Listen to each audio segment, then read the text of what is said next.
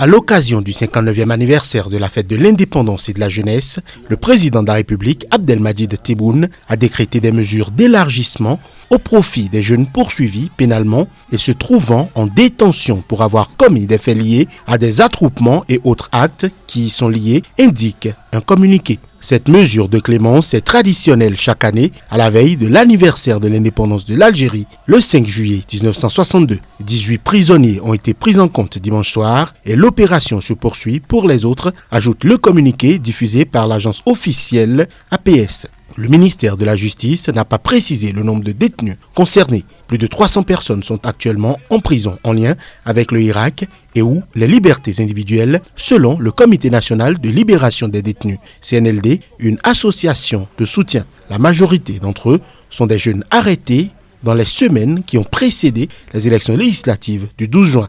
Plus de 80 ONG algériennes et internationales ont récemment interpellé le Conseil des droits de l'homme des Nations Unies à propos de l'escalade répressive des autorités algériennes et de la criminalisation incessante des libertés fondamentales.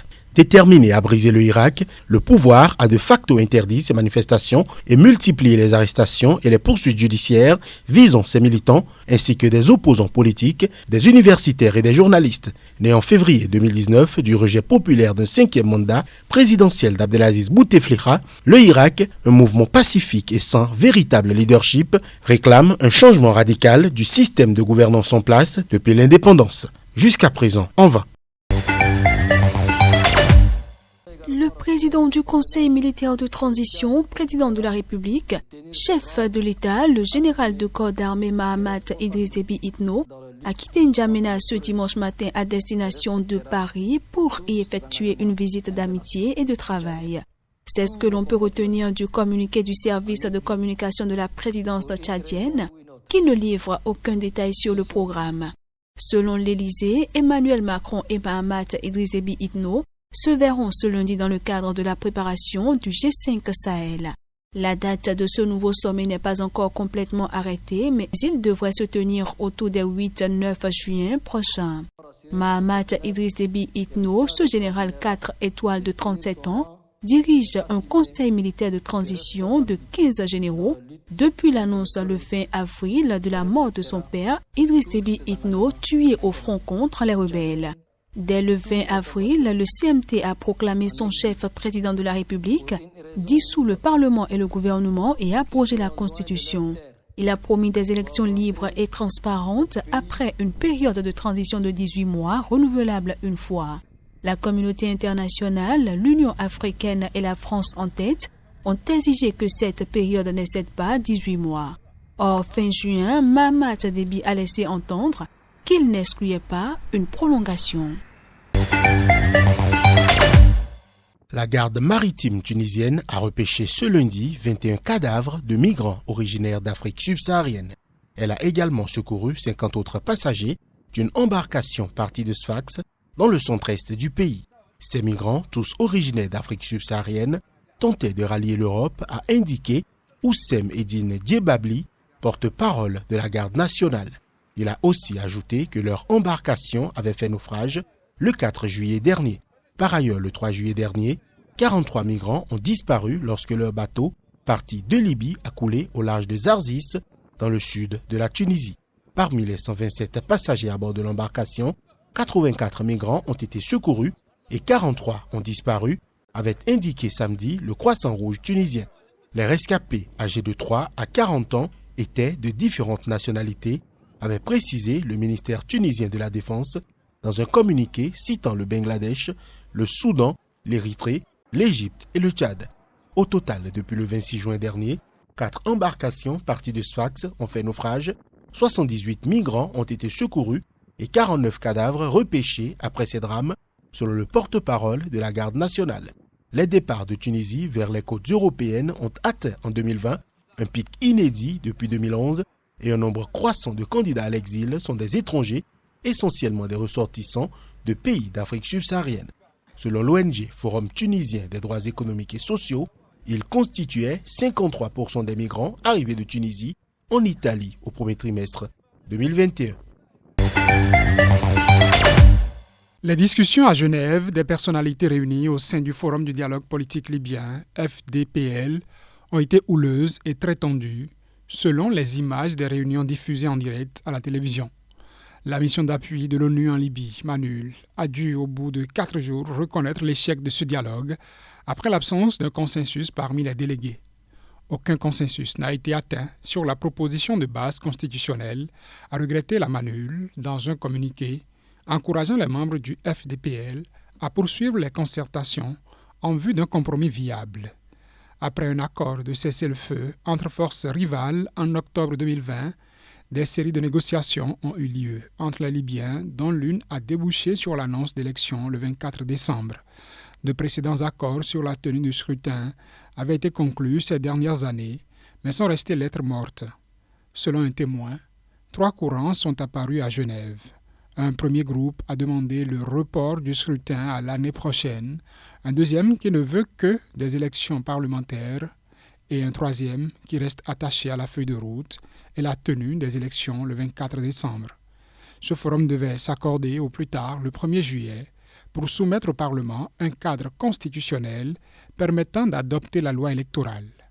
En amont de Genève, un comité consultatif s'était réuni à Tunis du 24 au 26 juin à la demande de l'ONU pour examiner les différentes propositions concernant le cadre constitutionnel. Mais alors que tout semblait quasiment finalisé, de vives tensions sont apparues à Genève, d'où l'échec des négociations. Le journaliste de 34 ans, Omar Hadi, est accusé d'atteinte à la sécurité intérieure de l'État et d'avoir reçu des financements étrangers en lien avec des services de renseignement. Le juge de la Cour d'appel de Casablanca a interrogé le reporter sur son rapport avec un Britannique, Clive Newell, présenté par la police judiciaire comme un officier de renseignement. Hadi affirme qu'il a eu affaire à Newell en sa qualité de responsable de cabinet du Conseil économique G3 pour lequel le journaliste avait réalisé une étude sur une société marocaine à des fins d'investissement. La société G3 a comme client des institutions publiques comme le ministère de l'économie ou l'office chérifien des phosphates, a indiqué Omar Hadi, insistant que ce travail était normal pour un journaliste spécialisé en économie. Le reporter est également accusé d'intelligence avec un Belge, Arnaud Simon, avec qui il a eu des contacts en tant que journaliste lorsqu'il travaillait à l'ambassade des Pays-Bas à Rabat. Simon a réitéré sa pleine disponibilité à témoigner dans le cadre du procès dans une lettre ouverte publiée mardi. La justice marocaine a déjà rejeté la demande de la défense de l'auditionné. Par ailleurs, le reporter a affirmé au tribunal que K2 Consulting est une société britannique pour laquelle il avait réalisé une étude sur la culture du palmier, réfutant qu'il s'agissait d'une organisation ayant des activités de renseignement, comme écrit dans le procès verbal de la police. Hadi est également poursuivi pour viol. Lui parle de relations librement consenties, alors que la plaignante affirme qu'elle n'était pas consentante, réfutant toute instrumentalisation politique de son affaire. Au Maroc et à l'étranger, des défenseurs des droits humains, des intellectuels et des responsables politiques réclament que le journaliste comparaisse libre. La nouvelle équipe gouvernementale est composée de 34 membres, soit 2 de moins que dans le précédent gouvernement, dont 4 femmes seulement. 17 ministres ont été reconduits. La composition du gouvernement ne semble pas augurer de changements majeurs de politique. Aux affaires étrangères, Sabri Boukadoum est remplacé par l'ex-diplomate Ramtan Lamamra, vétéran des chancelleries, déjà chargé des affaires diplomatiques à l'époque du président Abdelaziz Bouteflika, qui a démissionné en avril 2019. Abderrachid Tebi, ancien président de la Cour suprême, devient garde des Sceaux à la place de l'impopulaire Belkacem Zegmati. En ce qui concerne les médias, Amar Bellimer conserve le fauteuil de ministre de la Communication, mais il n'est plus porte-parole du gouvernement. Le 1er mars, lors d'un remaniement ministériel mineur, le président Tebboune avait pourtant affirmé qu'un changement profond du gouvernement interviendrait après les élections législatives. Le 30 juin, Tebboune avait nommé Premier ministre Aymen Ben Abderrahmane, un technocrate de 53 ans, ministre des Finances dans l'équipe précédente. il va garder ses fonctions de grand argentier. Le pouvoir est aujourd'hui déterminé à poursuivre sa normalisation politique et institutionnelle après le séisme du Irak, aujourd'hui affaibli par la répression et les divisions, mais en ignorant les revendications de la rue. État de droit, transition démocratique, souveraineté populaire, justice indépendante. Selon le communiqué quotidien du ministère algérien de la Santé, 585 infections ont été enregistrées en 24 heures, ce qui porte à 143 032 le nombre total de cas officiellement déclarés de Covid-19. Depuis l'enregistrement du premier cas le 25 février 2020, 3 786 décès ont été recensés en Algérie. Le nombre de contaminations est en forte hausse depuis plusieurs semaines avec la multiplication des variants Delta et Alpha. Les médecins évoquent une troisième vague de contamination et multiplient les appels au respect des gestes barrières et à la vaccination. Des chapiteaux ont été installés dans différents quartiers de la capitale qui enregistrent le plus grand nombre de contaminations afin de vacciner la population. Mais beaucoup d'Algériens restent réticents face au vaccin alors que la campagne de vaccination a commencé le 30 janvier. Les autorités n'ont pas communiqué sur le nombre de personnes déjà vaccinées. Après près de 15 mois de fermeture, l'Algérie a rouvert partiellement ses frontières le 1er juin en imposant un confinement de 5 jours aux personnes entrant sur son territoire. La situation sanitaire en Algérie, 84 millions d'habitants, reste néanmoins officiellement maîtrisée par rapport à celle de la Tunisie voisine, 12 millions, où la propagation de la Covid-19 atteint des niveaux jusque-là inédits dans le pays.